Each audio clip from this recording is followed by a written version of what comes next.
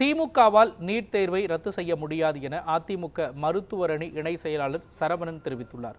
மதுரையில் அதிமுக மருத்துவரணி இணை செயலாளரும் முன்னாள் சட்டமன்ற உறுப்பினருமான சரவணன் செய்தியாளர்களுக்கு பேட்டியளித்தார்.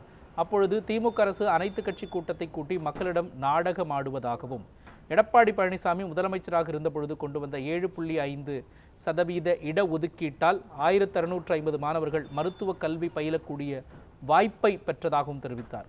உச்சநீதிமன்றத்தில் 11 நீதிபதிகள் கொண்ட அமர்வில் மட்டுமே நீட் தேர்வை ரத்து செய்ய முடியும் என்றும் கூறினார். 2020 அதிமுக ஆட்சி மாண்புமிகு எடப்பாடி அவர்கள் முதலமைச்சராக அம்மாவின் அரசை வழிநடத்தி கொண்டிருக்கக்கூடிய அந்த நிலையில் 2020 ஒரு இது கொண்டு வரார். 7.5% இடஒதுக்கீடு அரசு பள்ளி மாணவர்களுக்கு மருத்துவ கல்வியில் கொண்டு வரார். அவர் கொண்டு வந்த பிறகு 2020-21 405 ஸ்டூடெண்ட்ஸுக்கு அந்த வாய்ப்பு கிடைக்குது. சாமானிய மக்களோட பிள்ளைகளுக்கு அந்த வாய்ப்பு 2021-22 396 ஸ்டூடெண்ட்ஸ்க்கு கிடைக்குது. 2022-23 513 ஸ்டூடெண்ட்ஸ்க்கு கிடைக்குது. 2023-24 622 ஸ்டூடெண்ட்ஸுக்கு இந்த மருத்துவ கல்வி படிக்கக்கூடிய ஒரு வாய்ப்பு கிடைக்குது. இப்போ என்ன தெரியுது? வாய் சொல்லில் வீரர் இன்றைய முதல்வர் திரு ஸ்டாலின் அவர்கள், உண்மையிலே செயல் வீரர் அன்றைய முதல்வர் இன்றைய எதிர்க்கட்சி தலைவர் மாண்புமிகு எடப்பாடியார் அவர்கள் அப்படின்றது இதில் வெட்ட வெளிச்சமாக ஆகிறது. மாண்புமிகு எடப்பாடியார் அவருடைய ஆட்சி காலத்தில் தமிழ்நாட்டில் 11 மருத்துவக் கல்லூரிகளை கொண்டு வந்தார்.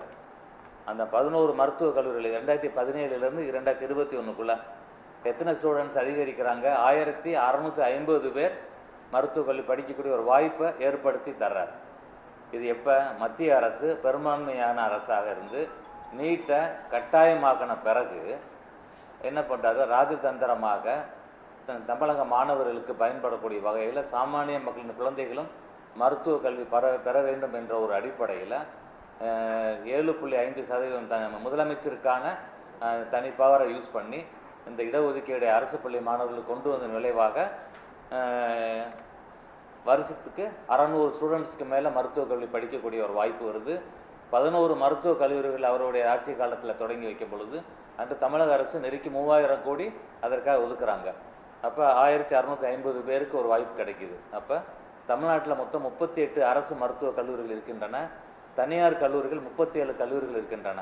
அப்போ அரசு மருத்துவ கல்லூரிகளில் இன்னைக்கு ஒரு தோராயமாக 5250 ஸ்டூடெண்ட்ஸுக்கு படிக்கக்கூடிய ஒரு வாய்ப்பு இன்னைக்கு வந்திருக்குது. அப்போ பாருங்கள், குறைஞ்சது இப்போ ஒரு 2200 ஸ்டூடெண்ட்ஸு நீட் என்ற கொடிய அரக்கன் தமிழ்நாட்டில் கட்டாயமாக்கப்பட்ட பொழுது கூட எடப்பாடியாருடைய சாதுரியத்தால் இன்னைக்கு அது படிக்கக்கூடிய வாய்ப்பு கிடைச்சிது.